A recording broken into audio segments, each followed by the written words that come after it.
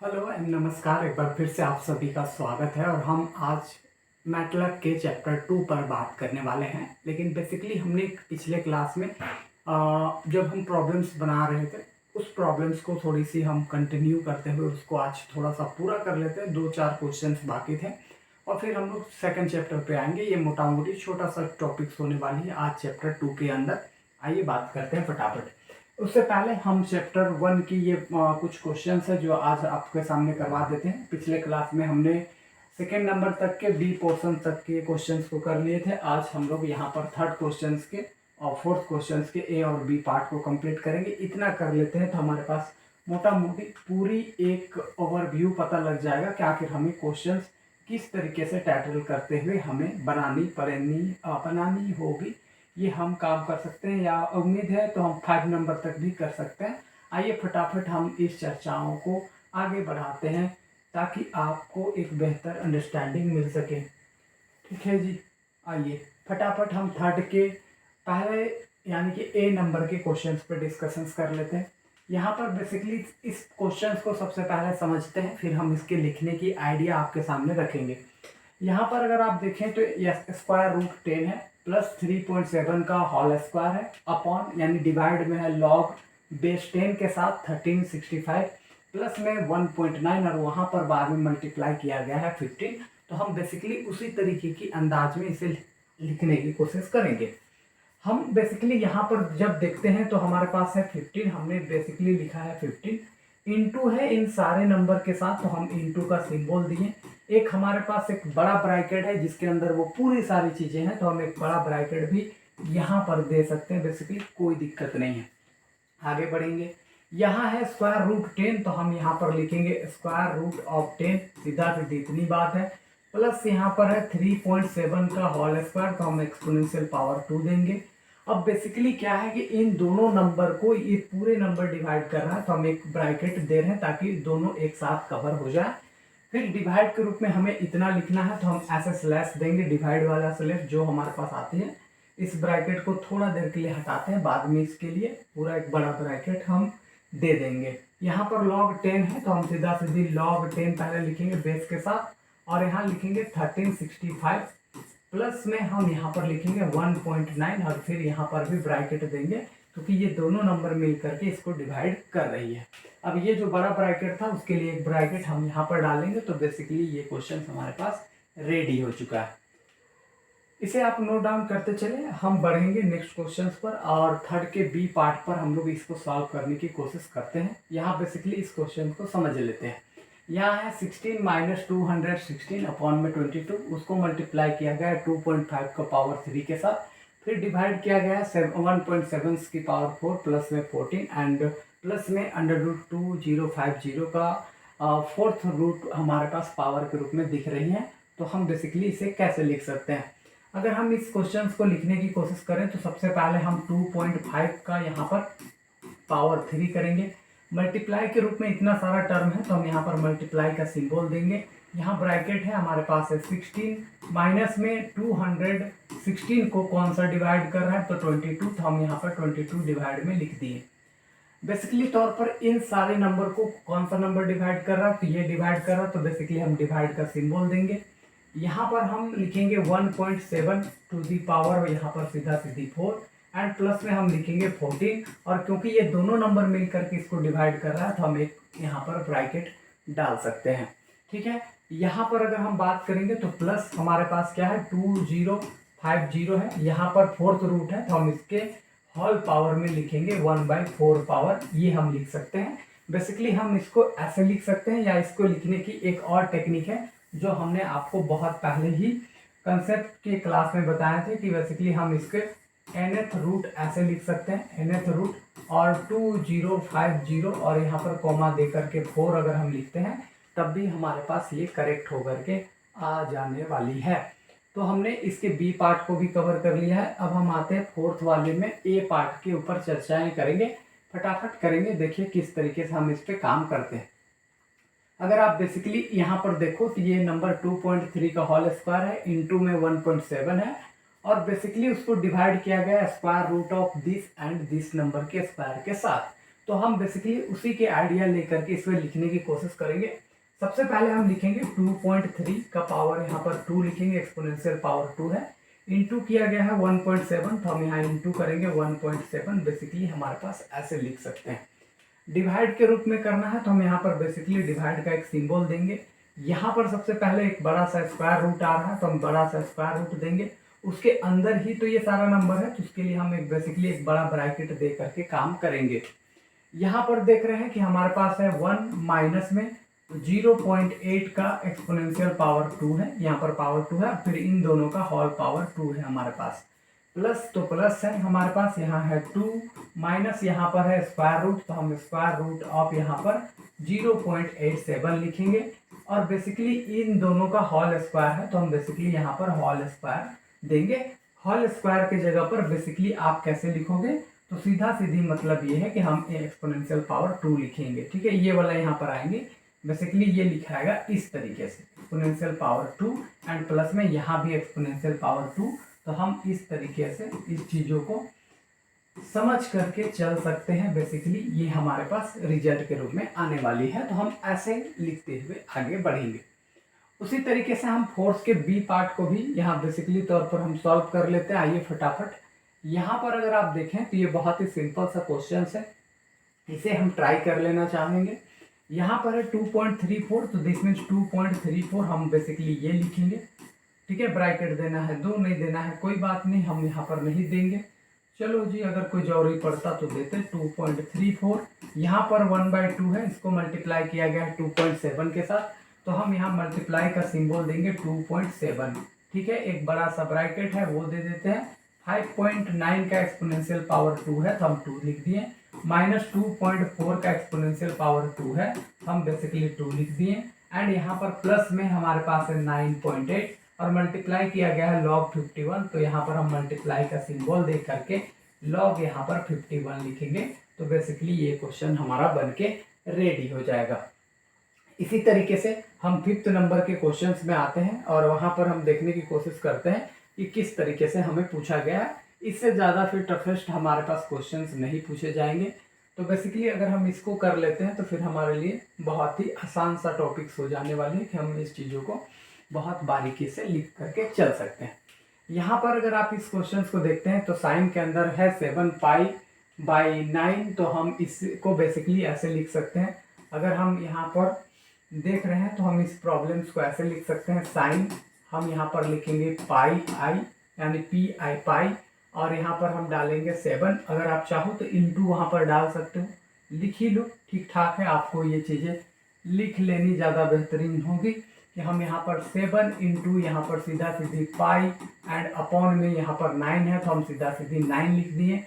फिर हमारे पास स्लैश यानी कि डिवाइड के रूप में इतना सारा टर्म है, तो हम बेसिकली यही काम यहाँ पर करते हैं। कॉस एक्सपोनेंशियल पावर हम यहाँ पर 2 लिखेंगे। इसके साथ साथ हम यहाँ पर एक चीज़ें जो हैं वो ध्यान में रखेंगे कि 5/2 का पावर यहाँ पर 7 है, तो हम बेसिकली ऐसे लिख सकते हैं, या इसको लिखने की एक और मेथड है, उसके थ्रू भी हम इस क्वेश्चन को कर सकते हैं। ओहो, हमारे पास ये क्या हुआ, खैर कोई बात नहीं। हम इसको बेसिकली तौर पर ऐसे लिख सकते हैं, साइन हमारे पास 7π/9 है। आप चाहो तो इसको डिग्री में कन्वर्ट करके लिख सकते हैं, और नहीं तो हम ऐसे ही कुछ करके लिखेंगे। यहाँ पर 7 इंटू हमारे पास है पाई और बाई यहाँ पर सीधा सीधी 9, तो हमने वो लिख दिया है। डिवाइड के रूप में हमारे पास इतना है, साइन कॉस स्क्वायर, तो बेसिकली तौर पर हम इसे इस तरीके से लिख सकते हैं, कॉस, ठीक है। और यहाँ पर सीधा सीधी हम लिख सकते हैं 5 इंटू पाई एंड अपॉन में हमारे पास है 7, तो हम लिखेंगे 7। ये हमारे पास हो गया। यहाँ पर होल स्क्वायर है तो हम बेसिकली तौर पर यहाँ पर होल ब्रैकेट दे करके एक्सपोनेंशियल पावर 2 लिख देंगे। अब यहाँ पर है प्लस, तो हम यहाँ पर प्लस लिखेंगे, 1/7 है तो हम 1/7 लिखेंगे। यहाँ 10 है तो हम सीधा सीधी 10 लिखेंगे। यहाँ है 5π/12, तो 5 इंटू हम यहाँ पर पाई बाई सीधा सीधी 12 लिखेंगे, तो बेसिकली इसके आंसर हमारे पास आ जाने वाली है। तो ये हमने बेसिकली तौर पर इससे हमने ये रिजल्ट को लिखा है। अब बेसिकली हम बी पार्ट को यहाँ से कर लेते हैं फटाक से। फिर इस चैप्टर में ज़्यादातर आपको यही क्वेश्चंस है जो बेसिकली तौर पर पूछा जा सकता है, तो हम वो काम करेंगे। यहाँ पर है 1064 डिग्री, उसको डिवाइड किया गया है इसके साथ। तो बेसिकली हम ऐसा लिख सकते हैं, देखो डिग्री के केस में रहे तो हम यहाँ पर जानते हैं कि यहाँ पर 10 है, हम डिग्री के लिए डी लगाते हैं और यहाँ लिखेंगे 64। उसको डिवाइड किया गया है किसके साथ, तो हम यहाँ पर लगाएंगे cos डी 14 और फिर इसके एक्सपोनेंशियल पावर हम कितने देंगे 2, क्योंकि यहाँ पर है cos स्क्वायर। ठीक है, इतनी बातें। माइनस का सिंबल है, हम माइनस का सिंबल देंगे, 3 है, 3 इंटू हमारे पास साइन है तो हम यहाँ पर सीधा सीधे साइन डी 80 डिग्री लिखेंगे, कोई दिक्कत होने वाली बात नहीं है। डिवाइड के रूप में हमारे पास क्या है, क्यूबेथ रूट ऑफ 0.9, तो हम इसको क्या लिख सकते हैं, यहाँ पर nth रूट हम लिख सकते हैं। nth रूट किसके साथ, 0.9 का 3 के साथ। ठीक है, हम ऐसा लिख सकते हैं। आगे अगर हम बढ़ेंगे तो बेसिकली यहाँ पर प्लस दे करके हम क्या लिख सकते हैं, cos d, और यहाँ पर हम लिखेंगे सीधा सीधी 55 और डिवाइड के रूप में हम यहाँ से लिखेंगे साइन, हमारे पास 11 डिग्री है तो हम यहाँ पर लिखेंगे साइन डी और 11। तो ये बेसिकली तौर पर हम ऐसा लिख सकते हैं। एक ये भी क्वेश्चन है, आप चाहो तो इस क्वेश्चन को भी देख ही लेते हैं। यहाँ है एक्सपोनेंशियल, तो हम लिख सकते हैं एक्सपोनेंशियल ऑफ 2x, हम ऐसा लिख सकते हैं सीधा सीधी बेसिकली, या 2 इंटू एक्स हम ऐसा लिख सकते हैं। तो ये बेसिकली एक्सपोनेंशियल ऑफ 2x को लिख करके चलेगा। डिवाइड के रूप में हमारे पास स्क्वायर रूट में इतनी नंबर है तो हम स्क्वायर रूट में इतना सारा नंबर को लिखेंगे। क्या है हमारे पास 14 प्लस, तो यहाँ पर लिखेंगे 14 प्लस में x का एक्सपोनेंशियल पावर 2 एंड यहाँ पर माइनस में x, तो हम ये नंबर लिख सकते हैं बेसिकली तौर पर। तो कहीं ना कहीं हम इसको लिखने की आइडिया यहाँ से लेते हैं। इस तरीके से हमारे चैप्टर नंबर 1 की जितने भी क्वेश्चंस थे वो खत्म होते हैं। और भी सारे क्वेश्चंस हैं, लेकिन हमें मैथमेटिकली एग्जाम्स के लिए इतना क्वेश्चंस इंपॉर्टेंट है। आपको लिखने की आइडिया अगर पता लग गया है तो फिर क्वेश्चन इस तरीके के आएंगे तो आप लिख सकते हैं। ठीक है, तो कुल मिलाकर के हमारे लगभग 12 मिनट के आसपास यहाँ पर पार हो चुकी हैं जो हम पहले चैप्टर में दे रहे थे। अब हम बेसिकली तौर पर चैप्टर 2 की स्टार्ट करने वाले हैं। चैप्टर 2 में हमें क्या क्या देखने को मिलेगी वो थोड़ा सा हम आपको सारांश के रूप में दिखा देते हैं, फिर हम लोग आगे बात करेंगे, फटाफट चर्चाएं करेंगे। सीधा सीधी नोट को ओपन करते हुए हम लोग वहाँ पर काम करेंगे। ठीक है, तो फटाफट आ जाते हैं हम लोग चैप्टर नंबर 2 में। और ये चैप्टर 2 बहुत ही सिंपल और छोटा सा टॉपिक होने वाला है, इसमें बहुत बड़ा तो हम कुछ काम करेंगे नहीं। देखो यहाँ चैप्टर 2 में हमें क्रिएटिंग एरे के बारे में बात करनी है। यानी एरे क्या होती है, तो एक एलिमेंट हो, एक रो हो, एक कॉलम हो या एक वेक्टर हो, सारे के सारे एक एरे होते हैं। इस बात को ध्यान में रखिएगा। हम शॉर्ट में अगर कहें कि कोई पूछे कि एरे क्या होती है, तो एरे एक नंबर भी हो सकती है, एक रो भी हो सकती है, एक कॉलम भी हो सकता है, एक वेक्टर भी हो सकता है, एक मैट्रिक्स भी एरे के रूप में हम लोग यहाँ पर लिख करके चलते हैं। तो हम बेसिकली तौर पर आज हम क्रिएट करना चाहेंगे एक वेक्टर और एक मैट्रिक्स।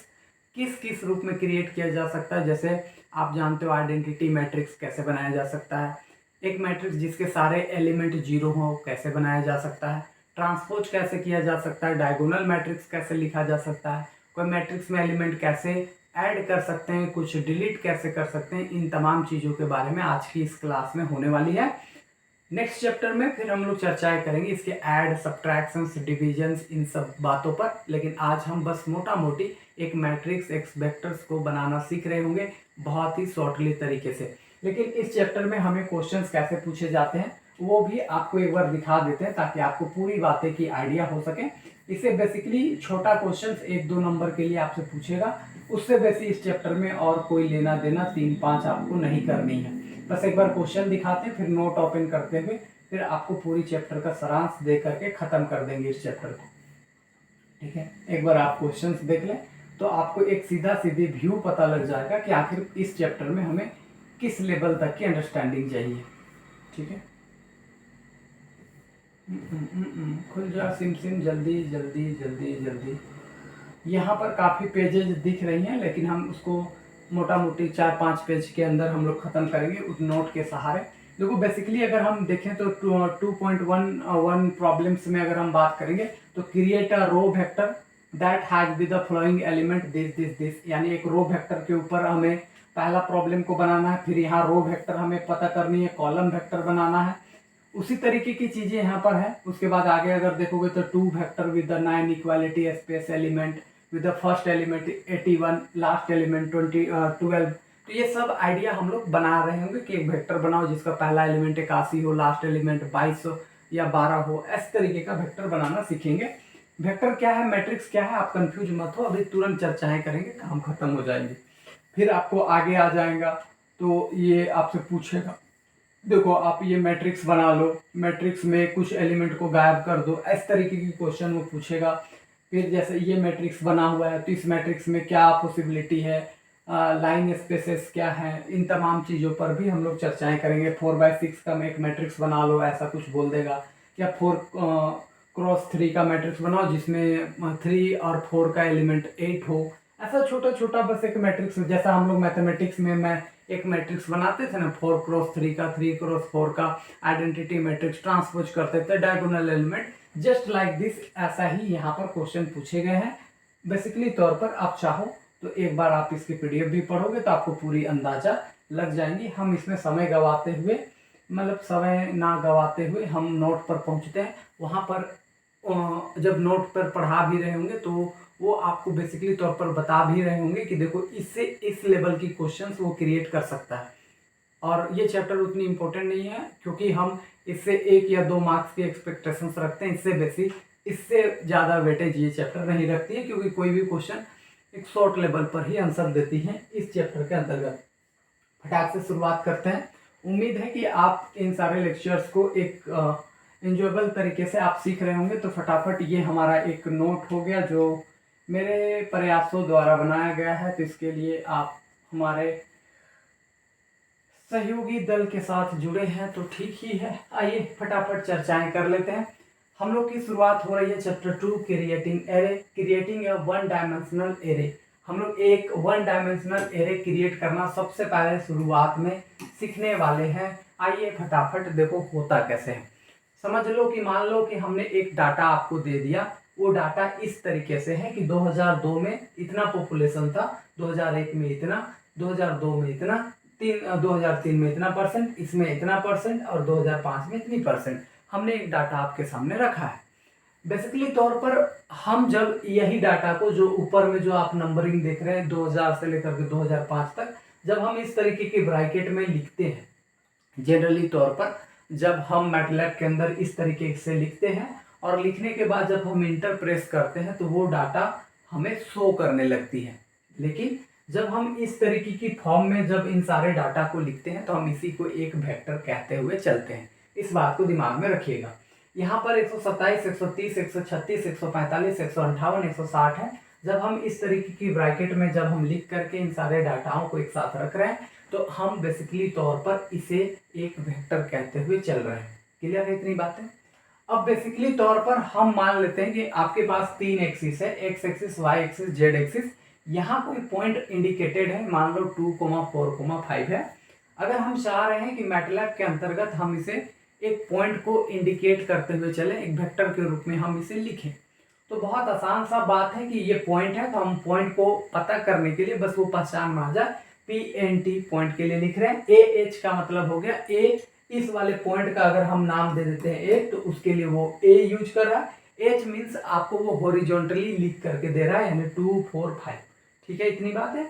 इसी पॉइंट को लिखने के एक और तरीका है, पॉइंट दे दो। A क्यों दे रहे हैं? क्योंकि A इसका नाम है पॉइंट का। और V4 आपको वो वर्टिकल रिजल्ट देगा, यानी कि वो 2, 4, 5 इस तरीके से लिख करके पॉइंट को इंडिकेट करेगा मैटलैब। इसके लिए क्योंकि वो वर्टिकल इंडिकेट करके हमें दे दे, उसके लिए लिखने के एक शॉर्ट तरीका है कि अगर आप मान लो कोई डाटा को 2, 4, 5 लिखते हो तो बेसिकली जब मैटलैब आंसर देगा तो 2, 4, 5 इसी तरीके का वो आंसर देगा, यानी कि हॉरिजॉन्टल वो आंसर आपको देने वाली है। लेकिन अगर आप कोई वेक्टर को ऐसे 2, सेमीकोलन 4, सेमीकोलन 5 आप लिखते हो तो बेसिकली ये आपके पास जब रिजल्ट आएगा तो 2, 4, 5 वो वर्टिकल के रूप में ऐसा लिख करके देने वाली है। इतनी बातें हैं जिसको आपको समझ के चलनी है। ठीक है, हमने ये वेक्टर क्रिएट करना सीख लिया है। कैसे करना है? बहुत ही नॉर्मल तरीका है। 2 लिखो, स्पेस दो, 4 लिखो, 5 लिखो। जनरली इस तरीके से हम काम करते हैं। अब यहाँ पर बात रहेगी कि creating a vector with a constant spacing. कहने का मतलब ये है कि अब हम एक वेक्टर बनाना तो चाह रहे हैं, बट वेक्टर में क्या हो रही है, ध्यान से सुनो कि शुरुआती टर्म में हमने क्या किया, ध्यान से समझ लो। अगर आप थोड़ा सा ऊपर चले जाएं तो जब हम इस वेक्टर को, जब हम इस वाले डाटा से एक वेक्टर को बना रहे थे, तो इस वेक्टर में हमने क्या किया कि इस वाले डाटा को, इसको भी, इसको भी, इसको भी, इसको भी, इसको भी, हमने सारे डाटा को वहां पर लिख दिया। ठीक है, लेकिन आने वाले समय में हम अब ऐसा कुछ क्रिएट करना चाहते हैं कि एक डाटा देंगे और वो 2000 से 2005 तक की डाटा को एक वेक्टर फॉर्म में लिख देगा। इससे कैसे, ध्यान से समझो। अगर हम शुरुआती के एलिमेंट 2000 फिक्स कर दिए, ठीक है, और हमने लास्ट के एलिमेंट को फिक्स कर दिया 2005 तक, और 1 का स्पेस दे देंगे, तो वो 1 साल का वो स्पेस लेकर के चला जाएगा। अगर मान लो हम 2000 से शुरू किए और 2025 तक हमको जाना है, और हम मान रहे हैं 5-5 का गैप चाहिए, तो हम बीच में 5 का स्पेस दे देंगे, तो वो अपने से ऑटोमेटिक एक वेक्टर बना करके हमको दे देगा। मान लो हमको 2 से 50 तक लिखना है, तो आप क्या करोगे कि 2 लिखोगे, 4 लिखोगे, 6 लिखोगे, 8 लिखोगे, इस तरीके से चलोगे। लेकिन अगर हम कोई ऐसा उसको कमांड दे दें कि 2 से सीधा 50 तक वो ऑटोमेटिक चला जाए, हम बस उसको स्पेसिंग बता देंगे, गैप बता देंगे, भैया 2-2 का डिस्टेंस में चलना है, तो हम अब ऐसा वेक्टर क्रिएट करना सीखेंगे। आइए जी, कैसे होता है समझाते हैं। मान लो ये हमारे पास फर्स्ट एलिमेंट 1 है, और यहाँ पर हमने सीधा सीधी बीच में 2 का गैपिंग दिया है, और यहाँ पर हमने 3 लिखा है। बेसिकली हमने क्या किया कि हमने यहाँ पर अगर आप देखें तो हमने फर्स्ट एलिमेंट को लिखा, इसके बाद हमने सेकेंड एलिमेंट को लिखा, और लास्ट में हमने सेकेंड एलिमेंट को लिखा, फर्स्ट में फर्स्ट एलिमेंट को, और बीच में हमने 2-2 का गैपिंग दे दिया। 13 तक गए, 1 से लेके 13 तक जाना है, और 2-2 का गैप लेकर के जाना है। हमने बीच में जो 2 लिखा है वो गैपिंग को बताता है। तो बेसिकली ये क्या करेगा कि 1, 3, 5, 7, 9, 11, 13 इस तरीके का 2 का गैप लेकर के वो लिखना चालू कर देगा। सीधा सीधी बात इतनी है। अगर आप कहते हो कि सर हम 0 से लेकर के 100 तक जाना चाहते हैं, तो हम तुमसे पूछेंगे बताओ जी, ठीक है, हम लिख के बता देंगे कितना का गैप चाहिए आपको, तो हम कहेंगे भैया 5 का गैप चाहिए, तो वो क्या करेगा 0, 5, 10, 15, 20 इस तरीके का वो अपने से वेक्टर लिख करके आपको ऑटोमेटिक दे देने वाली है। ये सिंपल सा टेक्निक है जिसको आपको समझ करके चलनी है। ये तो पहला सिचुएशंस रहा। अब हम बढ़ते हैं दूसरे सिचुएशंस की ओर। मान लेते हैं कि किसी केस में आपने यहाँ पर स्पेस जो देना था वो स्पेस को गायब कर देते हो। मान लो आपने 0 से लेकर के 100 तक तो लिखना है, लेकिन आपने कभी भी कितना का गैप रखना है ये हमको आपने आइडिया नहीं दिया, या मैटलैब को आइडिया नहीं दिया, तो वो ऑटोमेटिक सोच लेगा कि एक एक का गैप दे करके लिखना है, तो वो ऑटोमेटिक एक एक का गैप दे के लिखेगा। जैसे देख लो 1 से हमें 13 तक जाना है, लेकिन हमने बीच में कोई स्पेसिंग नहीं दी है, कोई गैप कितना रहेगा नई बात की है, तो वो ऑटोमेटिक 1 का गैप लेकर के वो लिखना चालू किया। 1, 2, 3, 4, 5, 6, 7 इस तरीके से बेसिकली ये हमारा एक वेक्टर क्रिएट होकर के आ जाता है। अगर हम बीच में स्पेस देते हैं, कितना का डालना है, तो वो ऐसे लिखता है, नहीं डालते हैं तो वो एक एक करके अपना स्पेसिंग ले लेता है। बात हो जाती है सिंपल और साधारण सा, खत्म, सीधी बात, नो बकवास। आगे बढ़ेंगे फर्स्ट क्लास, हम लोग की चर्चाएं बढ़ेंगी नेक्स्ट टॉपिक्स पर, और इस बार हमारे पास है creating a vector with equal spacing. अब हम लोग चाह रहे हैं कि एक वेक्टर को इक्वल स्पेसिंग में फिर से क्रिएट करना, लेकिन इस बार टेक्निक थोड़ा सा दूसरा है। टेक्निक दूसरा क्या है वो थोड़ा सा समझा दीजिए। चलिए जी, मान लो अगर हम कहते हैं कि भैया ऐसा है, इस बार थोड़ी सी चर्चाएं अलग तरीके की हैं। मान लो हमने एक फर्स्ट एलिमेंट को 10 रखा, ठीक है, हमने सेकेंड एलिमेंट को 100 रखा, और हमने यहाँ पर कहा कि भैया आप क्या करो कि सीधा सीधी हमें जो 10 से लेकर के 100 तक के नंबर हैं उसको एक इक्वल स्पेस में बांट करके दे दो। तो हम कहेंगे कितना पार्ट में वो हमसे पूछेगा, और हमने मान लिया कि उसको कहें कि तुम 20 पार्ट में इसको डिवाइड करके दे दो, तो वो 20 पार्ट में इक्वल इक्वल डिवाइड करके दे देगा। यानी फर्स्ट एलिमेंट और लास्ट एलिमेंट लिख दो, और कितना का उसको इक्वल पार्ट में डिवाइड करना है वो यहाँ पर लिख दो, वो इक्वल पार्ट में डिवाइड करके दे देगा। मान लो जैसे 4 दोस्त हैं, एक पावरोटी है, 4 टुकड़ा में बराबर बराबर बांटना है, तो हम क्या करेंगे, पहला एक पावरोटी, कितने दोस्त, 4 दोस्त, और फिर कितने पार्ट में तो लिख देना है 4 पार्ट, तो सीधा सीधी वो सिंपल काट करके दे देगा। वही चीज यहाँ पर है, first element, last element, number of term कि कितना टर्म में उसको बांटना है। जैसे हम यहाँ पर देखते हैं, हमारा पहला एलिमेंट है 0, दूसरा एलिमेंट है 8, उसको 6 पार्ट में डिवाइड करना है।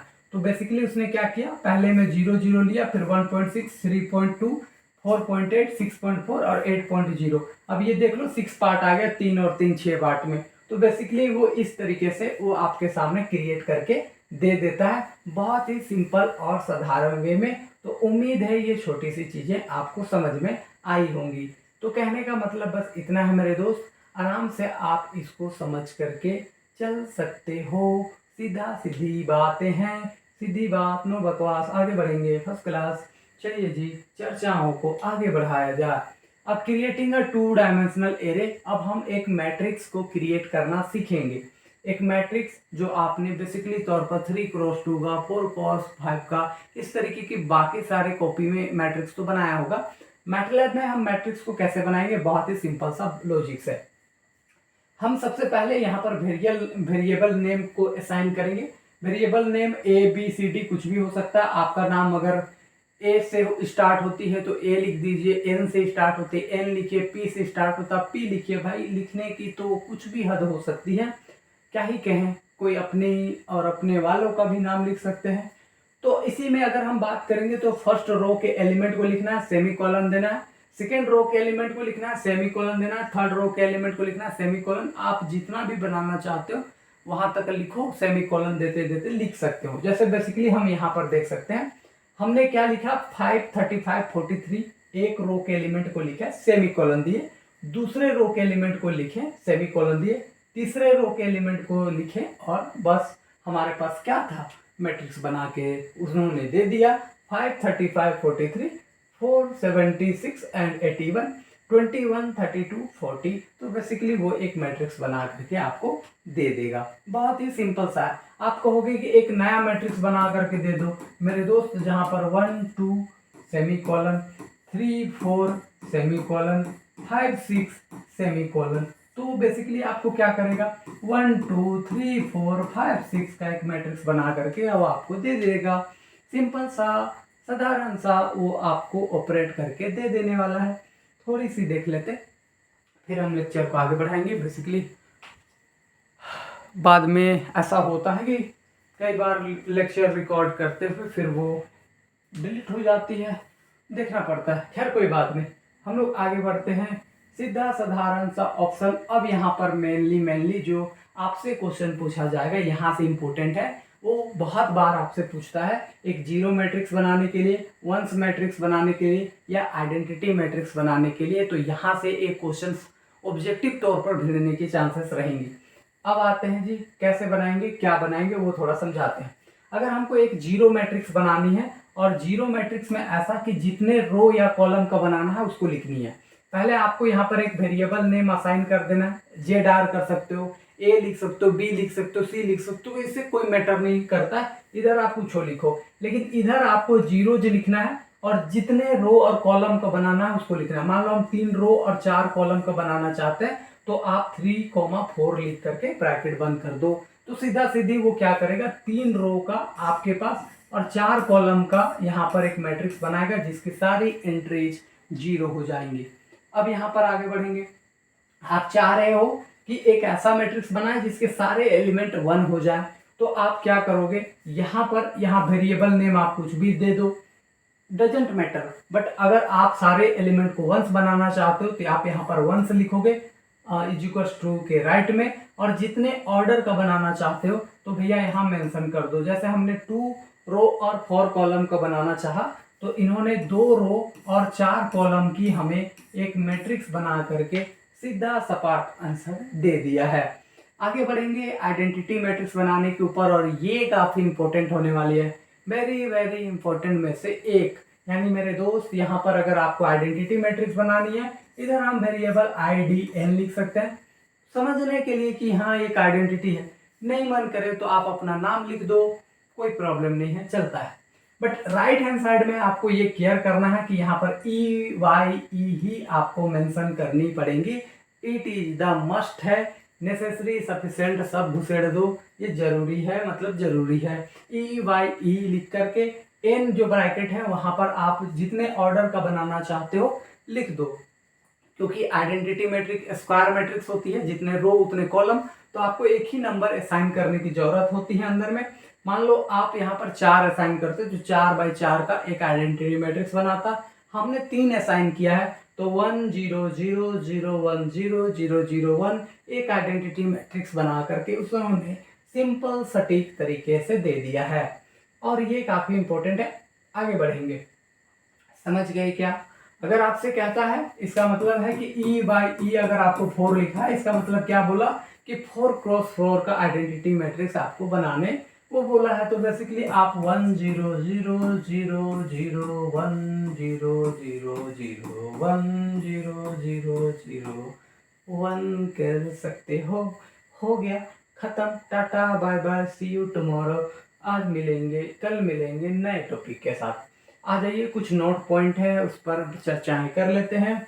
All variables in MATLAB are array. Example 1 element, vector, row, column. हमने आपको पहले ही बताया था। The variable scalar vector matrix is defined by the input of the variable in assigned. कहने का मतलब मेरे दोस्त, एरे पर तो चर्चा कर ही दिए थे। ये जितने भी मैट्रिक्स जो है वो इनपुट लेता है, आउटपुट देता है। छोटी सी बातें रही, कोई फायदा नहीं है डिस्कस करके, समझने के लिए था। ट्रांसपोज, इसको आप वेरी वेरी इंपॉर्टेंट कर लो ना। एक आइडेंटिटी वाला कर लेना, एक जीरो वाला, और ये ट्रांसपोज वाला। उम्मीद है आप समझ गए होंगे मेरी बातों को।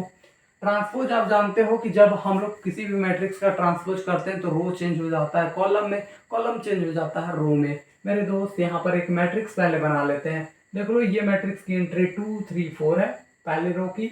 दूसरे रो की एंट्रीज है 4 5 6। इन्होंने एक मैट्रिक्स बनाया 2 3 4 4 5 6। अब हम इसका ट्रांसपोज करना चाहते हैं, हमने इसका नाम दिया डी, और डी इज इक्वल टू सी का ट्रांसपोज। सी के ऊपर डैश लगा देते हैं, जाहिर सी बात है। तो क्या करेगा, 2 3 4 को कॉलम में लिख देगा, 4 5 6 को कॉलम में लिख करके ट्रांसपोज बना देगा। सीधी बात, नो बकवास। ये तो छोटी मोटी बात है जो आप बचपन में, ओहो बचपन नहीं यार, 12th में पढ़ के आए हो। खैर कोई बात नहीं, चलो आगे बढ़ते हैं। समझदारी है आपके अंदर तो हम आपको कितना ही बुड़बक बना सकते हैं। इस चलते जल्दी जल्दी पार कर रहे हैं। अब आते हैं एरे एड्रेसिंग। ये काफ़ी इंपॉर्टेंट से टॉपिक्स है, बट उम्मीद है इससे हम थोड़ी सी ब्रेक ले लें। चलिए ठीक है, हमारी लगभग 32 मिनट की क्लास हो चुकी है और हम इस लेक्चर को फिर से कंटिन्यू कर रहे हैं। एरे एड्रेसिंग पर आते हैं। एरे एड्रेसिंग की अगर हम बात करें, इसमें क्या होती है सर, थोड़ा सा ये थोड़ी चर्चाएं हम कर लेते हैं आपके साथ। उम्मीद है कि आप अभी तक अगर बने हुए हैं, इसका मतलब है कि मेरी बकैती आपको ठीक ठाक लग रही होंगी। लगनी भी चाहिए भैया, मेहनत है बकैती के ऊपर। भगवान का दिया हुआ सब कुछ है मेरे पास, और वे बकैती तो ज़्यादा ही है, तो कर लेते हैं आपके साथ। आ जाइए फटाफट। यहाँ पर हम एड्रेसिंग करना चाहेंगे। जैसे मान लो ये आपके पास एक वेक्टर दे दिया है, ठीक है। ओहो, हमने पेन तो लिया ही नहीं। लो, ये एक आपके पास एक वेक्टर दे दिया है। इस वेक्टर में अगर वो आपको किसी खास पोजीशन के एलिमेंट को एड्रेस करना चाहे तो हम कैसे करना चाहेंगे। एड्रेसिंग मतलब पता लगाना कि इस पोजीशन पे कौन सा एलिमेंट है। जैसे कहते हैं इस घर में पता लगाओ कि कौन से चुड़ैल रहती है। जस्ट लाइक दिस यहाँ पर हम समझेंगे। जैसे हमारे पास ये वेक्टर है, हमने लिखा VCT यानी इसी का नाम दे दिए, उसके अंदर लगा दिए 4। तो ये क्या करेगा, 4th पोजीशन में हमारा कौन सा एलिमेंट है उसका पता लगाएगा। 1 2 3 4 यानी कि यहाँ है 40, तो लिख देगा आपके पास आंसर में 40। मेरे दोस्त ऐसे ही है, सिंपल सी बात। आप कहोगे सर VCT लिखो, यानी यहाँ जो नाम है वही यूज करना है। यहाँ पर आप चाहो तो यहाँ A लिख दो, B लिख दो, C लिख दो, कोई मतलब नहीं, तो वहां भी आप ABC लिख देना चलेगा। अगर आप कहते हो कि यहाँ पर 6 पर कौन सा एलिमेंट है VCT में, तो आप सीधा सीधी वो मैटलैब आंसर निकाल करके देगा। 6 वाले में तो हमारे 60 है सर, वो सीधा सीधी 60 आपको लिख करके दे देगा। सीधी बात, नो बकवास, बढ़ेंगे फर्स्ट क्लास। अच्छा जी, दूसरे नंबर में क्या चर्चाएं कर रहे हैं वो ध्यान से देखना। Assigning a new value. Assigning a new value कहने का मतलब क्या है, मान लो कि अगर आप यहाँ पर 5th पोजीशन को ले लो, 5th पोजीशन पे 50 है, 5th पोजीशन की जगह हमको 100 लिखना है। 100 यहाँ 50 को गायब करके उसके जगह पर 100 डाल देना है। हम क्या करेंगे, यहाँ पर VCT, यहाँ लिखेंगे VCT उसी का नाम, और 5th पोजीशंस में हम यहाँ पर असाइन कर देंगे 100, अपने से लिख देंगे। तो वो क्या करेगा, इस 50 को उठा करके वो भेजेगा नानी घर, और ये 100 को ला करके रख देगा यहीं पर। जैसा कि हमने यहाँ पर जो एग्जाम्पल लिया है जस्ट लाइक दिस है।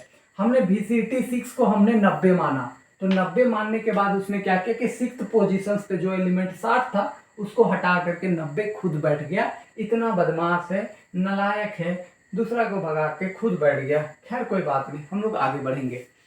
यहाँ पर अब चर्चाएं आती हैं तीसरे में कि VCT के ऐड करने के ऊपर, मतलब VCT क्या यार, वेक्टर को ऐड करने के ऊपर।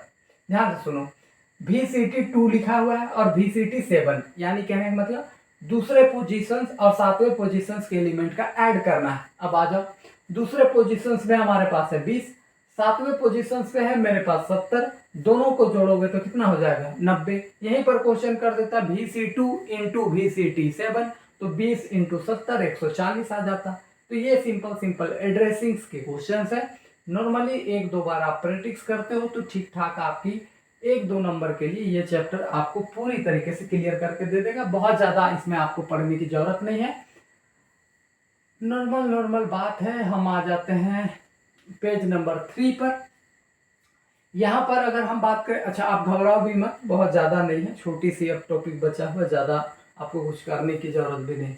अब आ जाते हैं मैट्रिक्स के। मैट्रिक्स के अंदर भी हम एड्रेसिंग्स पर बात करेंगे कि किस तरीके से एड्रेस कर सकते हैं। जैसे बेसिकली अगर आप देखो, मान लो MA, ये मैट्रिक्स का नाम दे दिए, आपने यहाँ पर लिखा, ध्यान से समझिएगा, आपने यहाँ पर MA 2 और 3 लिखा, तो वो क्या करेगा, दूसरे रो और थर्ड कॉलम के एलिमेंट को असाइन करेगा। दूसरा रो ये हुआ, थर्ड कॉलम ये हुआ, तो मिलने वाला एलिमेंट कौन हुआ, 10 हो गया। तो ये सीधा सीधी 10 को यहाँ पर लिख देगा। सिंपल बात, नो बकवास। अगर आप कहते हो कि सर यहाँ पर MA 3 और 4 के एलिमेंट को असाइन करेगा, third row fourth column, third row ये हो गया, फोर्थ कॉलम ये हो गया, असाइन एलिमेंट कौन आया 8, तो बेसिकली वो सीधा सीधी 8 को लिख देगा। समझ गए क्या? चलो जी ठीक है। अगर आप इसके जगह किसी के जगह पर नया वैल्यू असाइन करना चाहते हो, असाइनिंग अ न्यू वैल्यू, तो आपको बस इतना करनी है। मान लो हम यहाँ पर 3 थर्ड रो और फर्स्ट कॉलम के एलिमेंट को 20 से चेंज करना चाहते हैं, तो हम डायरेक्ट ये 20 लिख देंगे राइट हैंड साइड में, जिससे भी रिप्लेस करना चाहते हैं। तो क्या करेगा, थर्ड रो और फर्स्ट कॉलम के एलिमेंट को 20 से चेंज कर देगा। अब जैसे देखो, थर्ड रो ये हुआ, फर्स्ट कॉलम ये हुआ, तो ये 13 आ रहा है, इस 13 को उठा करके भेजेगा ससुराल, और यहाँ पर वो 20 खुद का खुद बैठ जाएगा। तो आपके पास ये न्यू वैल्यू असाइन होकर के आ जाने वाली है। सीधी बात, नो बकवास, बाकी बढ़ेंगे फर्स्ट क्लास। समझ गए? तीसरा केस में आ जाइए। तीसरा केस में क्या है, आप मान लो किसी के एलिमेंट को जोड़ना चाहते हो, उस पोजीशंस के एलिमेंट को जोड़ना चाहते हो, जैसे सेकेंड रो और फोर्थ कॉलम के एलिमेंट को, और फर्स्ट रो और सेकेंड कॉलम वाले एलिमेंट को जोड़ना चाहते हो। सेकेंड रो फोर्थ कॉलम ये दूसरा हो गया ये, और 1 और 2 यानी कि फर्स्ट रो सेकेंड कॉलम यानी 11, तो सीधा सीधी 11 और 2 जोड़ करके 13। तो ऐसे आप साइन कर सकते हो। नॉर्मल सी बात है। इन्हों पर आपने 12th क्लास के अंदर बेसिकली बहुत सारे काम किए होंगे, बस मैटलैब है, बुड़बक बना बना करके आपको काम करवाया जा रहा है, और हम भी आपको बुड़बक बना बना के बकेती करे जा रहे हैं। क्या ही फर्क पड़ता है। ठीक है, तो फाइनली अब हम लोग थोड़ी सी आगे बढ़ेंगे।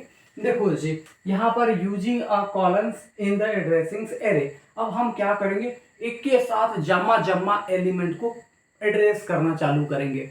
यानी अभी तो हम एक एलिमेंट को कर रहे थे एड्रेसिंग, अब हम चाहेंगे कि एक के साथ 4-5 गो को उड़ा करके काम कर दें। तो उसके लिए हमें एक ट्रिक की यहाँ पर मदद लेने की जरूरत पड़ेगी, और वो हम कैसे लेंगे थोड़ा सा समझते हैं, बाकी तो खैर बात फर्स्ट क्लास रहेंगी। देख लो जी, भी डबल डॉट क्या पढ़ते हैं इसको यार, भुला गए, खैर कोई बात नहीं, याद आएगा तो बता देंगे। Refer to the all the element of the vectors, यहाँ पर हमने लिखा है, ध्यान से समझो, m/n हमने यहाँ पर लिखा है। अब m/n कहने का मतलब है कि यहाँ पर m एलिमेंट से लेकर के n एलिमेंट तक के सारे एलिमेंट को वो एड्रेसिंग करके आपको दे देगा। Refer to element m through the n of the vector. समझ लो कैसे, मान लो ये आपके पास एक वेक्टर है, पेन नहीं लिए हैं क्या, चलो ठीक है। हमने ये एक वेक्टर ले लिया। अब इस वेक्टर में हमें कुछ एलिमेंट को असाइन करना है, लिखना है। तो हम इस वेक्टर का नाम दे दिए भी। 3:7 लिख दिए, यानी 3 से लेकर के 7 तक। तो 3 से लेकर के 7 तक के अगर हमको एलिमेंट को लिखनी है तो आ जाइए जी, क्या है 3 से लेकर के 7 तक। थर्ड पोजीशंस में हमारे पास 8 है, 7th पोजीशंस में हमारे पास 3 4 5 6 एक 7, तो ये 50 तक। तो कहने का मतलब ये हुआ कि 8 से लेकर के 50 तक के वो सारे एलिमेंट को वो लिख देगा। समझ गए। अगर वो आप कहते हो कि नहीं भैया ऐसा कर लो कि 5 से लेकर के 7 तक के एलिमेंट को लिख दो, तो 5 से लेकर के 7 तक के लिखेगा। देखो पांचवा पोजीशन में कौन आ रहा है, 1 2 3 4 5, पांचवे में ये हो गया। सातवां पोजीशन में 1 2 50 तक, तो सीधा सीधी वो करेगा 34 2 और 50, इन तीनों को लिख करके वो काम कर देगा। यानी पांचवें पोजीशन से 7वें पोजीशन तक मोटा मोटी ये काम ऐसे करती है। सिंपल सी बात है, नो बकवास है। बढ़ेंगे मैट्रिक पर, क्योंकि वहां पर बात खासम खास है। आ जाइए फटाफट फटाफट करेंगे मैट्रिक्स पर बात। वहां पर उसकी एलिमेंट की करेंगे एड्रेसिंग पड्रेसिंग, और फिर तो क्या ही रखा है, प्यार मोहब्बत में आगे बढ़ेंगे। यहाँ पर देख लो, अब यहाँ पर जानते हैं कि देखो कोई भी अगर आपके पास एक मैट्रिक्स है ना, तो उस मैट्रिक्स में आपके पास रो और कॉलम होते हैं। अब हम रो और कॉलम में एक बेहतरीन तरीके की ऑपरेशंस को अप्लाई करते हुए बनाने की कोशिश करेंगे। आइए कैसे करते हैं समझाते हैं आपको। मान लेते हैं कि आपने यहाँ पर इस टू, यानी कि ये आपने दिया सिंबल डॉट कॉमा एन दिया, और फिर आपने यहाँ पर लिखा refer all the row of and column N of the matrix A. कहने का मतलब है कि अगर आपके पास ये लिखा हुआ है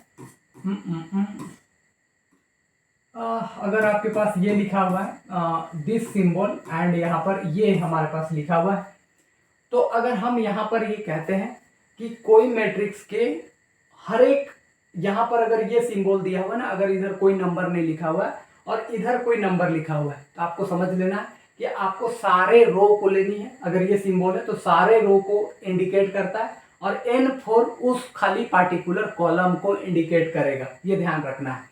अगर यही बात उन्होंने ऐसे लिखा कि इधर कोई नंबर को लिखा n दिया और इसको बस इधर लिख दिया, यानी ये जो सिंबल वाली है, जो क्या ही बोल रहे हैं यार, उस सिंबल को एकदम माइंड में आ ही नहीं रहा, बट हम मैथमेटिकली में बहुत बार इज टू कह के हम पढ़ लेते हैं। क्या नाम पढ़ते हैं, आपको कमेंट में याद आए तो बता देना यार, दिमाग से उतर गया। बट ठीक है, आप समझ लो कि अगर इधर नंबर n दिया हुआ है, इधर ये सिंबॉलिकली आपके पास दिया है, तो आपको बस इस पार्टिकुलर रो को कंप्लीट करना है, यानी n वाले रो को कंप्लीट करना है, और कॉलम जितने हैं उन सारे को ले लेनी है। ये बात आपको समझ करके चलनी है। समझ गया। एग्जाम्पल देंगे, पूरी बात क्लियर होगी। इससे क्या होगा, सारे रो बट इसी वाले खाली कॉलम को लेना है, इसमें इस वाले रो को लेना है, और बाकी सारे कॉलम के एलिमेंट ले सकते हैं। आइए एग्जाम्पल देंगे, पूरी बात क्लियर होंगी। देखो जी कैसे, बेसिकली हमारे पास ये एक मैट्रिक्स है, उसके थ्रू ये मैट्रिक्स बना करके हमको दे देगा मैटलैब। ठीक है। अब यहाँ पर सुनो, हमने यहाँ पर यही सिंबल डाला। कौन सा सिंबल जी, फटाक से हमने ये डाला कि भैया H2, और यहाँ पर हमने सीधा सीधी 3 एलिमेंट को असाइन कर दिया। तो वो क्या करेगा, बस सिंपल सी बात ये है कि वो नॉर्मली तौर पर हर एक रो को लेगा, लेकिन किस रो के, तो थर्ड वाले कॉलम पर जितने भी आएंगे उसको। देखो थर्ड रो पर अगर हम बात करेंगे तो थर्ड रो, क्या ही बोल रहे हैं यार, हर एक रो को, बट कॉलम वो थर्ड को लेगा। कॉलम थर्ड हमारा ये है, कॉलम थर्ड में हर एक रो, यानी इस वाले रो पर भी, इस वाले रो पर भी, इस वाले रो पर भी एलिमेंट को असाइन करेगा। तो ये हमारा 3 भी लेगा, 6 भी लेगा, 5 भी लेगा, तो 3 6 5 भी हमारे पास एलिमेंट आएंगे। यानी सीधा सीधी मतलब है कि इसका मतलब हर एक कॉलम के एलिमेंट को पिक करेगा, लेकिन इस हर एक रो के एलिमेंट को पिक करेगा, बट कॉलम इस वाले को। तो 3 6 और 5 को उन्होंने ऐसे लिख दिया।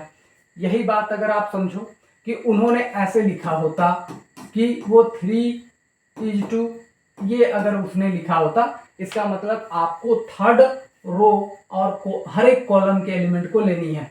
तो अगर हम यहाँ पर बात करते हैं तो थर्ड रो हमारा ये होता, और हर एक कॉलम में आने वाले थर्ड रो के एलिमेंट, यानी कि सीधा सीधी 4 7 5 8 वो इसको लिख करके चलता।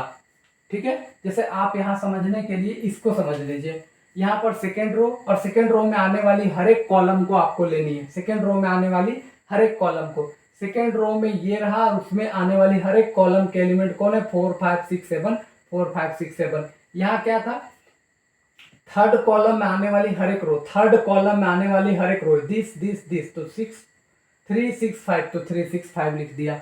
अब यहाँ पर बढ़ते हैं, थोड़ा सा नेक्स्ट लेवल पर बात करेंगे, चीजें आपके सामने और भी क्लियर होंगी। अब यहाँ पर बढ़ेंगे, देखो अब अगर उसने ऐसा कुछ लिखा है, देखिए लो ए 2:3, और यहाँ पर फिर ये सिंबल उसने दिया, तो अब क्या करोगे, ध्यान समझो कि 2 से लेकर के 3 वाले रो तक चलना है, 2 रो से लेकर के 3 रो तक, और उसमें आने वाले हर एक कॉलम को आपको ले लेनी है। अब ध्यान से समझो, यहाँ पर अगर आप आगे बढ़ोगे तो बेसिकली तौर पर अगर हम देखें तो हमारे पास क्या चीजें निकल करके आ रही हैं कि हमारे पास ये मैट्रिक्स है, और इस मैट्रिक्स में अगर हम बात करते हैं तो हमें 2 से लेकर के 3 रो तक चलनी है। तो 2 रो हमारा ये रहा, 3 रो हमारा ये रहा, और बेसिकली हमें हर एक कॉलम के एलिमेंट को लेनी है। तो हम यहाँ पर बेसिकली तौर पर देख सकते हैं कि 2 रो और 3 रो के हर एक एलिमेंट को लेना है, और यहाँ पर सीधे हमें एलिमेंट को कैलकुलेट करनी। यहाँ 4 5 6 है, 4 5 6 होने चाहिए, यहाँ 4 लिखना चाहिए था, वो गलत हो गया है। 4 7 5 8, तो 4 7 5 8 हम ऐसे लिख करके चलेंगे। अगर यही चीज को उल्टा कर दिया जाता, यानी कि A:2:4, इसका मतलब ये हुआ कि हर एक रो को तो लेनी है, बट कॉलम आपको 2 से लेके 4 तक लेनी है। तो ये रह गया 2 और ये हो गया 4, तो इस सारे एलिमेंट को असाइन करके वो दे देगा। तो बेसिकली तौर पर अब आपके सामने जो रिजल्ट होंगी वो कुल मिलाकर के ये बन करके आएंगी 2 और 4 के बीच के वो सारे कॉलम को कवर कर देने वाली है। 5th नंबर में अगर हम आएंगे तो 5th नंबर में हम लोग यहाँ पर देख सकते हैं, बहुत ही बेसिक सा नेचर है इसका। अगर हम यहाँ पर देखें तो यहाँ है 2:3, 2:4, यानी 2 से लेकर के 3 रो तक और 2 से लेकर के 4 कॉलम तक।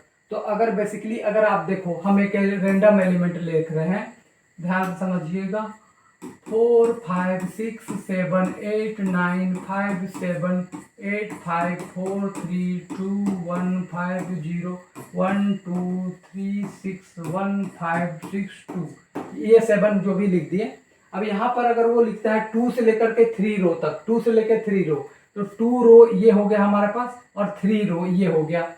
2 से लेकर के 4 कॉलम, 2 से लेकर के 4, 2, और ये हो गया हमारे पास 4th कॉलम। तो इसके बीच आने वाली हर एक एलिमेंट को वो कवर करेगा। देख लो कौन कौन से आ रहे हैं, ये आ रहे हैं, ये यहाँ से आ रहे हैं, ये यहाँ जा रहे हैं, ये यहाँ जा रहे हैं। कट कौन कौन सा रहा है, this this this this this, यहाँ तक। तो ये हम पूरे एलिमेंट को लेंगे, तो 9 5 5 4 7 3, इस एलिमेंट को वो कवर करके चलेगा। सिंपल सा लॉजिक है, इसको आप समझ करके चल सकते हैं। सीधी बात, नो बकवास, आगे बढ़ेंगे फर्स्ट क्लास। एक और एग्जाम्पल आपको दे ही देते हैं, फिर उससे हम पूरी बातों को क्लियर करेंगे। मेरे हिसाब से हम जो बताएं उसमें थोड़ी सी उम्मीद हमको नहीं लग रहा है कि आपको, मेरे अंदर से नहीं जग रहा है कि हम समझा उस लेवल पे पाए, तो एक एग्जाम्पल और देना बनता है। आइए फटाफट देते हैं। देखो बेसिकली अगर हम 4 5 6 7 8 9 5 4 3 2 1 0 5 6 7 8 9 -1 2 5 7 0 4 3 1 2 3 4 5 6, ऐसा हम कुछ मैट्रिक्स लिख दिए हैं। ठीक है, ठीक है। अब हम क्या करते हैं, ध्यान से सुनो, इसके थ्रू हम आपको एक लॉजिक देते हैं। देखो इसके थ्रू हम क्या करेंगे कि हम जितने भी अभी डिस्कस किए हैं उन सारे पे चर्चा करेंगे। ध्यान से समझो एक एक करके। अगर हम पहला बात में अगर ये करते हैं, सुनना बात को ध्यान से, अगर हम यहाँ पर 4 और (2) हम ये सिंबल दे दिए, इसका मतलब कि 4 रो है, जो 4th रो है उसमें आने वाली हर एक एलिमेंट को आप पिक कर लो। शॉर्ट में बता दे रहे हैं, 4th रो कौन है, 1 2 3 4, ये रहा। तो इसको आपको पूरी कवर कर लेनी है। खत्म बात, सीधी बात, नो बकवास। यही अगर बात करता कि (2) यहाँ पर 4 लिखा हुआ रहता, तो आप क्या करते, सीधा सीधी 4th कॉलम देखते, 1 2 3 4, इसको पूरी कवर कर लेते, काम आपका हो जाता खत्म। ठीक है। अगर वो कहता है कि नहीं आप इसको लिखो ऐसा 2:4 और फिर कॉमा में दे करके (2) लिख देता है, यानी इधर भी अभी कॉलम के लिए नहीं लिखा है, बस अब ये समझो कि ये रो के लिए लिखा गया है, इधर कॉलम के लिए ये सिंबल दिया गया है। अब 2 से लेकर के 4 तक, 2 से लेकर के 4 तक अगर आप देखोगे, हम पेन का कलर चेंज कर रहे हैं, 2 से लेकर के 4 तक, तो 2 रो तो हमारा ये रह गया, 4th रो हमारा ये रह गया, कॉलम की तो कोई टेंशन लेनी नहीं है। तो इतना आने वाली हर एक चीज को वो कवर करके यहाँ से वो कंप्लीट करके आपको दे देता। सीधा सीधी बात 2 से लेकर के 4 तक के लिए, यानी दूसरे रो से लेकर के 4 तक कॉलम की अभी कोई टेंशन लेने की जरूरी नहीं है। अगर आप यही चीज लिखता (2) और फिर यहाँ पर लिखता 2 से लेकर के 4 तक, तो आप करते कि कॉलम आपको 2 से लेकर 4 लेना है, रो की तो कोई टेंशन लेने की जरूरी नहीं है। तो ये रह गया 2 कॉलम और ये रह गया 4th कॉलम, तो यहाँ तक के वो सारे एलिमेंट को वो कवर करके आपको दे देने वाला था। यही बात अगर वो लास्ट के संदर्भ में लिखे कि मान लो 2:4 लिखा और फिर उसने लिखा 1:2 लिख करके सीधा सीधी 5 लिख दिया, तो अब यहाँ पर जो सवाल आती है कि 2 से लेकर के 4था रो में और 1 से लेकर 5th कॉलम में आपको चलनी है। तो अगर बेसिकली वहां पर अगर आप देखने की कोशिश करो तो ये हो गया दूसरा, ठीक है, 2 से लेकर के 4था रो तक और फिर 1 से लेकर 5, तो 1 से लेकर के सीधा सीधी 5, तो यहाँ तक। तो इसके बीच आने वाले एलिमेंट को, तो अगर आप यहाँ से देखो ये, यहाँ से देखो ये, यहाँ से देखो ये, यहाँ से देखो ये, तो बस इतना ही जो बॉक्सेस में बनी हुई है उस एलिमेंट को वो पिक करके चलेगा, बस इसका मतलब इतना ही है। और यहाँ फिर ज्यादा दिमाग लगाने की जरूरी नहीं है। एक सेकेंड, लॉक तो नहीं हुआ है, ठीक है। हमारी लेक्चर भी ठीक ठाक चल चुकी हैं, आगे बढ़ेंगे, अब ज़्यादा बचा भी नहीं है, तो सीधा सीधी हम लोग थोड़ी सी आगे बढ़ेंगे। एडिंग है, उसके बाद हमारे पास एडिंग के बाद क्या है, थोड़ा सा फंडामेंटल है और फिर स्क्रिप्ट फाइल है, तो मोटा मोटी अब ख़त्म हो गया, बस यही छोटा सा टॉपिक है। तो हमारे पास ये बिल्ड इन फंक्शन बचा हुआ है, डिलीटिंग एंड एडिंग कुछ एलिमेंट बचा हुआ है, इसको हम बाद में कर लेंगे, पहले इसको पढ़ लेते हैं क्योंकि थोड़ा थ्योरेटिकल पोर्शन है, ये जल्दी कंप्लीट हो जाएगा, उसकी उतनी जरूरत भी नहीं है। यहाँ से क्वेश्चन हमेशा पूछा जाता है तो वो हम लोग यहाँ से देख लेते हैं। Build in functions for the handling array, इस पर बात कर लेते हैं, ध्यान से समझो। Length of A, length of A मतलब एक वेक्टर के अंदर कितने एलिमेंट है उसको लिखता है। जैसे देख लो यहाँ 5 6 7 8 है, 4 एलिमेंट है, तो लेंथ ऑफ ए जैसे ही आप टाइप करोगे वो सीधा सीधी 4 दे देगा, ठीक है। वो क्वेश्चन कैसे पूछ सकता है कि एक वेक्टर में एलिमेंट को काउंट करने के लिए कौन सा हम लोग सिंबल यूज करते हैं मैटलैब में, तो लेंथ ऑफ ए लिखना पड़ेगा आपको। वही बात अगर एक मैट्रिक्स में साइज का पता करनी है, यानी कितने रो कितने कॉलम की है, तो उसके लिए हम बेसिकली यहाँ साइज ऑफ ए लिखेंगे, हमारे पास रिजल्ट दे देंगे। जैसे 6140 5768, यानी 2 रो और 4 कॉलम है। देख लो कैसे, अगर हम इसी को लिखें 6140 5768, तो हमारे पास 2 रो हो गए और 4 कॉलम हो गए, तो ये क्या करेगा 2 रो और 4 कॉलम के साइज रिजल्ट दे देगा। आगे बढ़ते हैं, फिर आएगा रीसेप पर। रीसेप में क्या करेंगी वो ध्यान पे रखना, कोई मैट्रिक्स है उस मैट्रिक्स का रीसाइज कर देगा m/n में। जैसे समझाते हैं, मान लो ये मैट्रिक्स है आपके पास, ये मैट्रिक्स 516802 है, यानी 2 रो 3 कॉलम में है, इसको रीसाइज करनी है 3:2 में। 3:2 में करने का मतलब है कि अब इसको बदल देना है 3 रो और 2 कॉलम में। तो एलिमेंट कैसे पिक करना है ध्यान सुनो, पहले 5 को पिक करें, 5 को पिक किए, फिर 8 को पिक कर दिए, फिर 1 को पिक कर दिए, 3 रो तो हमारा खत्म हो गया। फिर यहाँ से 0 को पिक किए, 6 को पिक किए, 2 को, मतलब इधर से उठाते चले जाना, ऐसे ऐसे ऐसे ऐसे ऐसे उठाते चले जाना है और एलिमेंट को भरते चले जाना है। सीधी बात इतना ही चलनी है, हम लोगों को ध्यान में ये रखना है। समझ गए क्या? रीसेप में क्या करेगा, इधर से एलिमेंट को उठाते चले जाना है और भरते चले जाना है। जैसे यहाँ 3 रो भरना था, 2 कॉलम भरना था, तो हम उठाए 5, फिर 8 और फिर सीधा सीधी 1, फिर यहाँ बचा 0 तो 6 और 2, तो ऐसे हमने भर दिया। अब आते हैं डायगोनल ऑफ भी। डायगोनल ऑफ भी में क्या होगी, return the diagonal matrix through the भी इज ए वेक्टर। मान लो आपने वेक्टर में लिखा 742, ठीक है, 742 और यहाँ डायगोनल ऑफ भी लिख दिए, तो इससे एक डायगोनल मैट्रिक्स बना देगा। डायगोनल मैट्रिक्स क्या होती है कि डायगोनल एलिमेंट को छोड़ करके उसके सारे एलिमेंट 0 होते हैं, तो वो इसको ऐसे लिखेगा, बाकी सारे एलिमेंट को 0। फिर हमारे पास आता है डायगोनल ऑफ ए। मान लो कोई मैट्रिक्स पहले से ही डायगोनल बना हुआ है तो उसके डायगोनल एलिमेंट को लिखने का बस ये तरीका है कि हम उसको शॉर्ट में ऐसे लिख सकते हैं। जैसे एक मैट्रिक्स ये बना है, हम इसके डायगोनल एलिमेंट को केवल लिखना चाहते हैं तो डायगोनल ऑफ ए लिख देंगे। इससे हमें एक डायगोनल एलिमेंट मिलेगा 1 2 9, तो 1 2 9। तो ये आपसे पूछ सकता है कि एक डायगोनल मैट्रिक्स बनाने के लिए हम क्या करते हैं, तो सीधा सीधे डायगोनल ऑफ भी लिख देते हैं। और अगर कोई मैट्रिक्स डायगोनल में कोई मैट्रिक्स बना हुआ है उससे अगर उसके डायगोनल एलिमेंट पता है तो डायगोनल ऑफ ए लिख देंगे। सीधा सीधी बात वही है, ज़्यादा तो कुछ है नहीं। नीचे आ जाते हैं, इस पर भी बात कर लेते हैं। Script and the script as a variable, इसका क्या होती है? स्क्रिप्ट जनरली क्या होती है? Script is an array of the character, it is a created by the typing a characters with in the single quotes. यानी कहने का मतलब है कि हम लोग यहाँ पर जैसे ये वाला सिंबल आप देख रहे होंगे, यहाँ पर ये सिंबल हम लोग यहाँ पर यूज कर लेते हैं और इसके बीच में हम लोग कुछ भी वेरिएबल या नाम वगैरह लिखते हैं। जैसे माय नेम इज चिंगचोंग, इस तरीके की। या फिर हम कुछ कैरेक्टर दे दिए, पहला हम दे दिए स्टूडेंट नेम, फिर उसका यहाँ पर नाम दे दिए, फिर यहाँ पर डैश डा करके ग्रेड कितना परसेंट लाया तो A%, मतलब हाँ ग्रेड में A+B+A+, हाँ जो भी हो यार, क्या ही लेना देना, इतना तो आप समझदार हो ही गए होगे। हम ही को गाली दे रहे होगे कि क्या ही कर दे रहे हैं यार तुम बता करके। चलो इधर देख लेते हैं। डिलीटिंग एलिमेंट में हम लोग थोड़ी बहुत समझ लेते हैं। डिलीटिंग में क्या होगा, ये हमारे पास एक वेक्टर है, ठीक है, और हम किसी भी पोजीशंस के एलिमेंट को डिलीट करना चाहते हैं। किसी भी पोजीशंस के एलिमेंट को क्या करना चाहते हैं? डिलीट।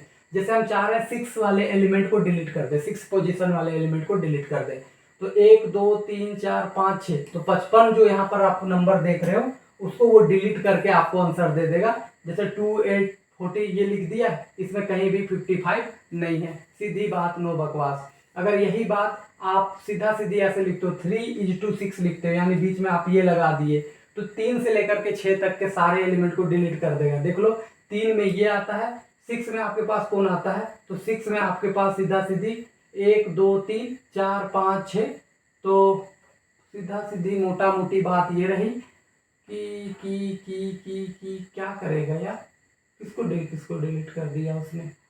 चलो यहाँ तक डिलीट करनी चाहिए थी, 1 2 3 4 5, तीसरा में ये 1 2 3 4, हाँ यार क्या ही लिख दिए हैं। चलो ठीक है, देखो पहला तो ये हो गया, दूसरा ये हो गया, तीसरा ये हो गया, चौथा ये हो गया, पांचवा ये हो गया, छठा ये हो गया, सातवां ये हो गया। तो कहने का मतलब ये हुआ कि यहाँ पर जो कुछ चीजें छूट रही हैं, 1 2 3, तो 3 से लेकर के आपके पास यहाँ पर 6 एलिमेंट तक के एलिमेंट को डिलीट करेगा। तो 3 और 3 6 यहाँ तक के एलिमेंट को वो डिलीट करेगा, यहाँ से लेके यहाँ तक। 23 यहाँ आना चाहिए था, मेंशन करना चाहिए था हमको 15 से पहले 23 को, वो थोड़ी मिस्टेकिंग है, शायद देख लेंगे। खैर इसमें आ जाते हैं। डिलीटिंग से आपका संदर्भ पता चल गया होगा। आइए आगे बढ़ते हैं। यहाँ कोई मैट्रिक्स है, हम चाह रहे हैं कि इसके हर एक रो का एलिमेंट डिलीट हो जाए, बट हम कॉलम ऐसे फिक्स कर दे रहे हैं कि 2 से लेकर के 3 तक। कॉलम 2 ये रहा, 2 से लेकर के 3 तक, तो इसको वो करेगा गायब। तो यहाँ बचेगा 5 6 7 4 5 0। सीधा सीधी बात इतनी है। अगर आप कहते हो कि हम ऐसा लिखते हैं तो 2:3 और यहाँ पर हम कॉलम के लिए कुछ ना लिखें, तो ये 2 से लेके 3 रो तक, यानी 2 से लेके 3 रो तक के सारे को खत्म कर देगा। सीधी बात, डिलीटिंग में हमने इतना सीख लिया है। उम्मीद है कि आपको ये चीज़ें क्लियर हुई होंगी। थोड़ी बहुत आज उतनी अच्छी हमारी चीज़ें नहीं रही, बट ठीक है, उम्मीद है आपको चीज़ें समझ में आ रही होंगी। Adding element to the matrix, ये लास्ट टॉपिक से, ये देख लेते हैं, फिर इसको करेंगे टाटा बाय बाय। ये 1 2 3 4 है, 5 6 7 एक मैट्रिक्स बना दिए। इस मैट्रिक्स से हम क्या कर रहे हैं, 3:2 यानी 10 4 22 हमारे पास ये एक एलिमेंट है। तो हम बेसिकली क्या करना चाह रहे हैं, देखो इसमें पहले 2 रो है, ठीक है, उसमें से हम और एक्स्ट्रा में ऐड करना चाहते हैं थर्ड रो ऐड करना चाहते हैं, और कॉलम जहां तक जाए वहां तक ले लेंगे। बस ध्यान रहे कि ये 10 से स्टार्ट होकर के 22 तक चले और 4 4 का गैपिंग ले ले। तो 10 से लेकर के 22 तक चला, 4 4 की गैपिंग ले लिया थर्ड रो बनाने के लिए। उसी तरीके से अगर आप आगे देखोगे तो आपको पूरी बातें पता लगेंगी कि कि देखो हम लोगों को आई मैट्रिक्स यानी आइडेंटिटी मैट्रिक्स बनाना 3 का, तो 1 0 0 0 1 0 0 0 1 वो बना दिया। अब मान लेते हैं कि इन दोनों को जोड़ना था, ई और के को जोड़ना है, तो हम जी इज इक्वल टू ई और के लिख दिए। तो बेसिकली वो क्या करेगा, बस हम ऐड कर रहे हैं कि ई वाले का सारे एलिमेंट को लिखा और आइडेंटिटी वाले को सारे को लिख दिया, काम आपका खत्म। इतनी ही बातें थी, इसमें ज़्यादा और चर्चा क्या ही करें। यहाँ आ जाओ, रो कितनी भी हो, फिफ्थ कॉलम बनाना है और फिफ्थ कॉलम में हमको 15 लिखना है। तो अब हम लोग जान ही रहे हैं, फिफ्थ कॉलम तो था नहीं, 4 ही कॉलम तक था ऊपर में। देख लो, अगर बेसिकली आप देखो तो यहाँ तो 4 ही कॉलम है, फिफ्थ कॉलम तो है नहीं, तो फिफ्थ कॉलम वो अपने से बनाएगा और लास्ट वाले एलिमेंट को 15 लिख देगा। सिंपल सिंपल लॉजिक है। ये सब आपके एग्जाम पॉइंट ऑफ व्यू के लिए इंपॉर्टेंट नहीं है, एग्जाम पॉइंट ऑफ व्यू आपके लिए यहाँ पर है, इसको आप पकड़ लीजिएगा। सबसे पहले तो डायगोनल वाला यहाँ से आप पकड़ लीजिएगा, डायगोनल में से चांसेस रहेंगी। और दूसरा, आपको लेंथ या साइज में से एक पूछ सकता है, ये सब तो उतनी ज़्यादा इंपॉर्टेंट नहीं है, फिर भी आप एक बार पढ़ लो तो ज़्यादा बेहतर है। और एक मैट्रिक्स क्रिएट करने के लिए आप इसको पढ़ सकते हैं। उसके अलावे हम यहाँ पर आइडेंटिटी वंस और जीरो वाले पर संदर्भ में जरूर पढ़ेंगे। इस चैप्टर से हमारे हिसाब से तो ये इंपॉर्टेंट लगती, बाकी आप पूरे एक बार पढ़ लो। छोटा सा तो टॉपिक है, कितना पेज का आई थिंक था मेरे हिसाब से, ये नोट के हिसाब से छोटा छोटा 6 छोटी छोटी पेजेज हैं। नॉर्मली एक बार पढ़ोगे पूरी बात अंडरस्टैंडिंग में आ जाती है। और क्या ही कहें, 1-2 नंबर का ये चैप्टर है, बट इसकी यूजेज हम लोग आगे करेंगे, इस वजह से इसको कवर कर रहे थे। उम्मीद है आपको क्लियर हुआ होगा, और अगर कोई डाउट हो तो आप कमेंट कर सकते हैं। बाकी कोई दिक्कत हो मेरी पढ़ाने की, मेरी बकैती करने की टेक्निक आपको अच्छी नहीं लगी हो तो भी आप ज़रूर बता दीजिएगा। हाँ बट मत बताइएगा यार। खैर, कल मिलते हैं नए चैप्टर के साथ।